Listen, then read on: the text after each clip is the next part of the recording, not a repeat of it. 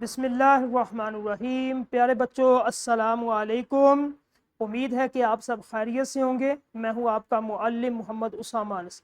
बच्चों, आज का हमारा बी लिफ्ट है 47वां, जिसका तसलसल यकीनन आपने कर लिया है। और आज का हमारा हासिल ताल्लुम लिखाई के मुतालिक है, लिखने की सलाहियत है कि कम से कम 175 अल्फाज पर मुश्तमिल रूदात लिख सके। ठीक है, रूदात किसे कहते हैं ये देखें। सबसे पहले रूदात बच्चों कहते हैं जो आप अपनी आंख से देखते हैं, यानी कि आंखों देखा हाल बयान करना। जो आपने अपनी आंख से देखा है उसको आपने लिख लेना, बयान करना, उसको रूदात कहते हैं। तो रूदात का मतलब होता है कार्रवाई। अंग्रेजी में इसको रिपोर्टिंग भी कहा जाता है। किसी भी वाक़े, सफ़र या मंजर को बिल्कुल सच्चा और आंखों देखा हाल बयान करना। हम किस चीज़ की रूदात लिखते हैं? सफ़र, आपने कहीं किसी जगह सफ़र किया उसकी रूदात लिखें।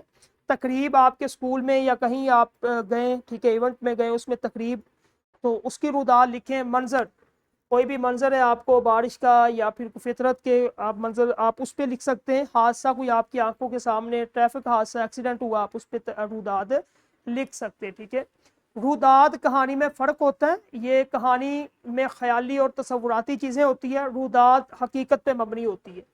रुदात के अंदर मुशाहदे पे मबनी होती है हर चीज़, यानी कि जो आप अपनी आंख से देखते हैं, और कहानी खुद से बनाई होती है, तखय्युलाती होती है।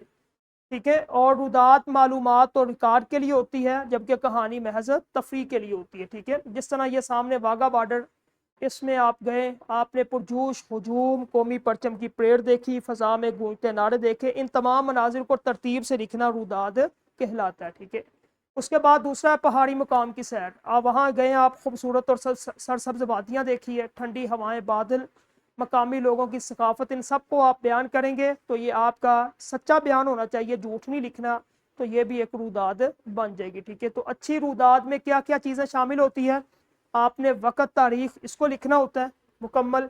उसके बाद मुकाम, जगह का नाम, कहाँ आप गए या ये वाक़या कहाँ पेश आया। ठीक है, कौन कौन लोग शुरका थे, कौन कौन थे, आपने हर एक बारे में, और असल वाक़या या कार्रवाई जो आपकी आंख ने देखा है, वो सारी चीज़ें इसमें लिखनी होती है। ठीक है, तो अब इसको लिखना किस तरह? सबसे पहले आपने आगाज़, दिन, वक़्त, सफ़र की शुरुआत सबसे पहले, उसके बाद तफसील आप लिखें, असल मंजर, कार्रवाई और आपका मुशाहिदा।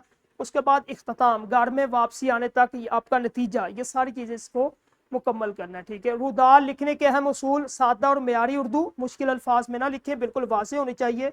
इसमें माजी का सीगा इस्तेमाल करें, था, थी, थे, इस तरह के। ठीक है, तसलसल वाक़यात को उसी तरतीब से लिखें जिस तरह वो पेश आए। ठीक है, तो रुदात नवेसी का एक मुकम्मल सफ़र, गौर से देखें, तफसील वाक़े का मुशाहदा, जहन में वाक़यात की तरतीब बनाएं, फिर कलम उठाएं और लिखना शुरू कर दें। अब आपकी बारी है, तदरीसी जाँच आपने करना है।